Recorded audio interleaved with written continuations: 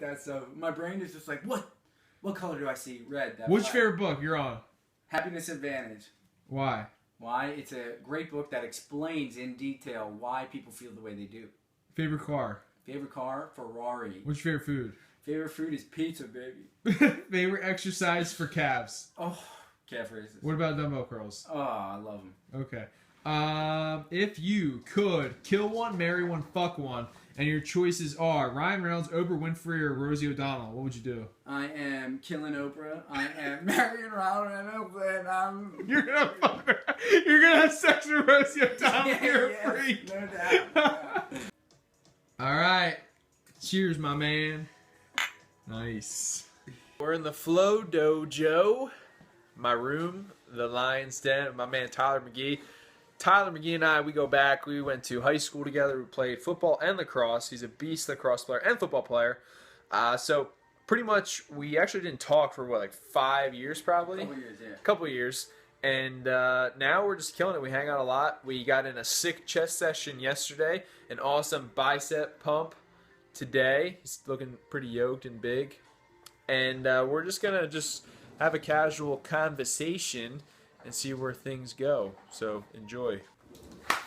All right, so we're going to kick it off by just having Tyler do an intro of himself, just give you some background information, and then we're going to segue into a topic that I really think can hit home with probably definitely more kids that are my age, so maybe in their high school, going through college, and kind of early adulthood. So any of the old grandpas and grandmas watching this probably ain't going to pertain to you guys, but the youngins out there maybe looking for some guidance, some help, how to navigate through some sticky situations. I think my man right here has got some valuable knowledge bombs that he's about to drop and explode. Boom! All right, so Tyler, tell us about yourself, my man. All right, I'm 21 years old. Nice. I still live with my parents, unfortunately. I'm That's actually going back to school. I'm just finishing up real estate school, and Nice. life's going pretty good for me. I'm a fitness freak. Love it. But I also love to eat junk food. Love it. What did you tell me? Confess what you ate. All right. With your mom. One day, I had 2 tubs of ice cream. 2 full tubs. He's a savage. And me and my mother were watching TV, and we decided to take out a jar of Jif natural peanut butter and scoop out the ice cream, put it in the peanut butter, and eat it. I ate the whole thing. The Jif was down to the very bottom, but it was so tasty. You know, sometimes you just got to enjoy it. You know? Totally. Yeah, I get you. You can't look great and not eat what you want. Like, so you like Gaines. Love Gaines. You like ice cream and Jif, natural, which you got to put in there. It's natural. Oh. And you're real estate. Oh, yeah. You're also into psychology, right? Yes, I love psychology. So what do you love? In a positive psychology. Okay, so what are you trying to study with psychology? So I'm actually going back to school in the spring, and I want to study positive psychology. I want to try and influence people into like making the best choice possible, but not only making the best choice that they can to enhance their life, also allowing themselves to be the happiest person. Yeah, that definitely. They can be. Cool note about me, I was into criminal psychology, so I have a psychology background as well. Different branch, but we can relate when we talk about a lot of things. We just flows because we kind of know the same type of information. But with that said, so all of this stuff that he's talking about and who he is right now stems from stuff that you probably went through to make you into this peanut Jif loving, ice cream munching, curling, biceping, and real estate agent with a positive psychology. Yeah. I'll tell you what, the Jif and the ice cream have been there. They've been there. I won't lie. They've been there for quite a bit of time. My whole family. You can guess my oldest brother, who looks phenomenal.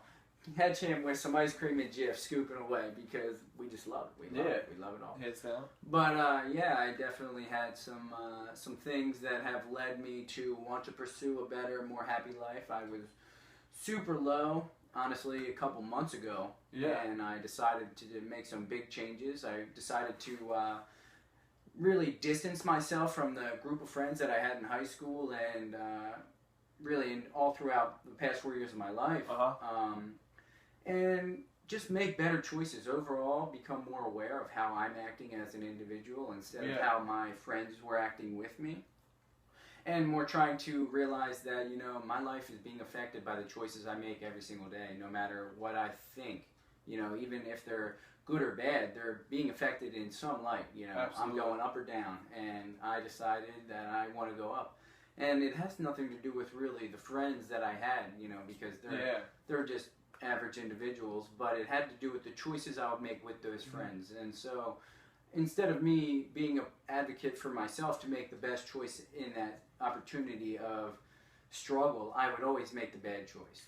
I think that's something that's important for people to understand too, is like he was just saying, at first you probably think it's those friends, but really you have to come to the light that those people are just being themselves, and it's more so like we need to make the action. Exactly. And at the end of the day, like, you can't control what anybody else does, but you can control the individual that you are. So if you're hanging out with a group of friends that you are having conflict with, or you're just not liking what's going on anymore, you've grown up, you know, you've grown out of what you guys do as friends, you know, then unfortunately, as sad as it is, and as much as you love those people, because I still love the people that I was friends with, I just can't be with them anymore because of the choices that they continue to make, and the choices that I want to make to be a better person for myself. Absolutely. Really, to grow in a way that I want to be. It has nothing to do with them, everything to do with me. And really, so it really comes down to, what do you want with life? You know, and I sat myself down and I made a decision, and as difficult as it was, to say to myself, I don't want to associate with those people anymore. I want to associate with people that are going after the end game, the goal, the dream, the positive life full of joy, you know, waking up and smiling just because you're having a new day happen. And you know, like I said, nothing wrong with those people. I love those people still. I just don't associate with them anymore. I don't communicate with them anymore because I made bad choices around them, and those choices affected my life. You know, I was kicked out of my home 3 times. And I lived all over the place. You know, I dated some really awesome people and lost them because of the choices I would make when I was with these people. And I was just somebody I really didn't want to be. And at the end of the day, I have decided to be somebody I want to be. You know, And how do you feel that you did that? I did it by massive action, honestly. I decided one day, I literally just decided one day, this is the end, and I blocked their numbers, and I blocked them on everything, and I just. But how did you feel though? Like when we were in the gym, like you were telling me, like how kind of like you.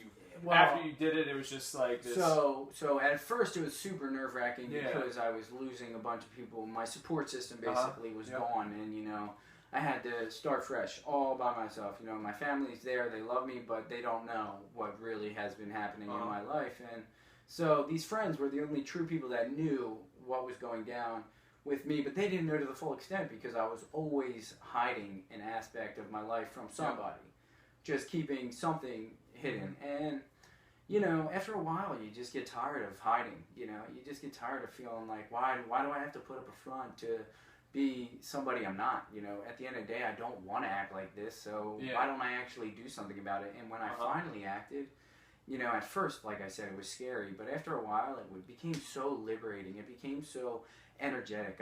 I have evolved so much in the past couple months of me distancing myself from those people and allowing myself to pursue people like yourself and like other people in my life that have now allowed me to continue to build my character and allowed me to jump into a comfort zone that I'm not familiar with and just be able to expand my mind and allow me to grow, allow me to be more educated. And like, that's all because I made that choice to distance myself from those people.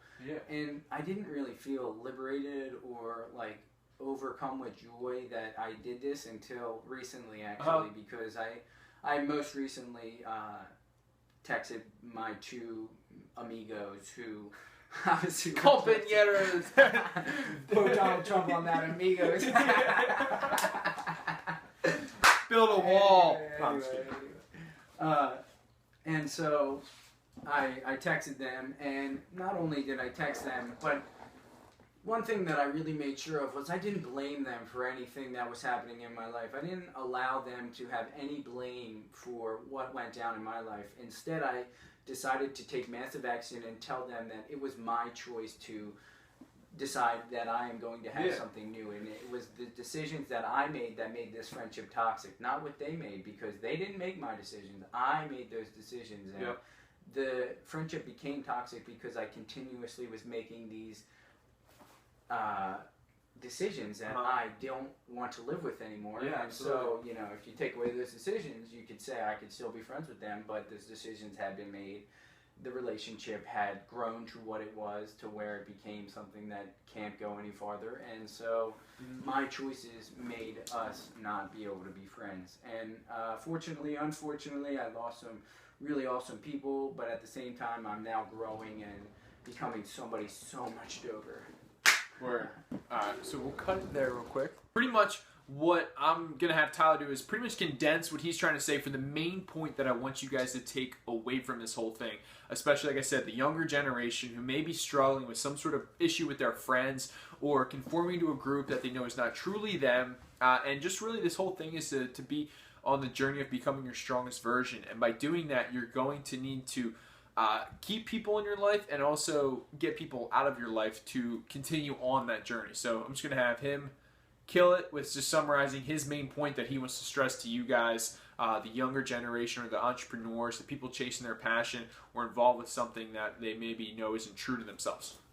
All right, so basically when it comes down to it, at the end of the day, it's all about the choices that you make in life. And if you want to take full control and become the happiest you can be, you need to realize that the choices you've made have put you in the spot that you are in, no matter what. And if it's good or bad, that's great. But those choices put you there. Those friends in your life, good or bad, are there because of the choices you made.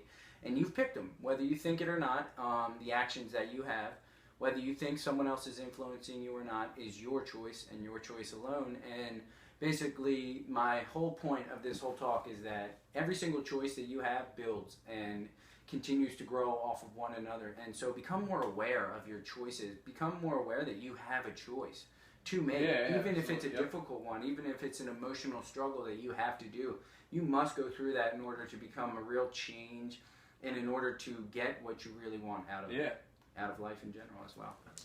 My man's killing it right now. Boom.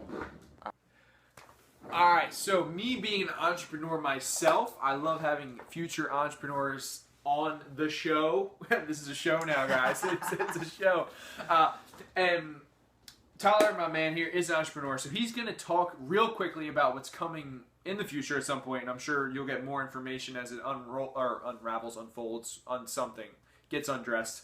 And that's going to be the forward focus movement. Yes, so real quick. FFM, baby. Yeah, what is this FFM. It's a big thing. It's coming very, very soon. I'm in the works right now.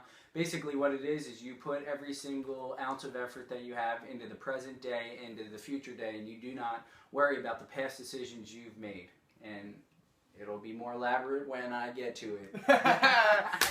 We're just keeping you hyped up and excited. Speed question. What's your favorite color? Red. What's your favorite book? It's blue. He's a liar. Fuck.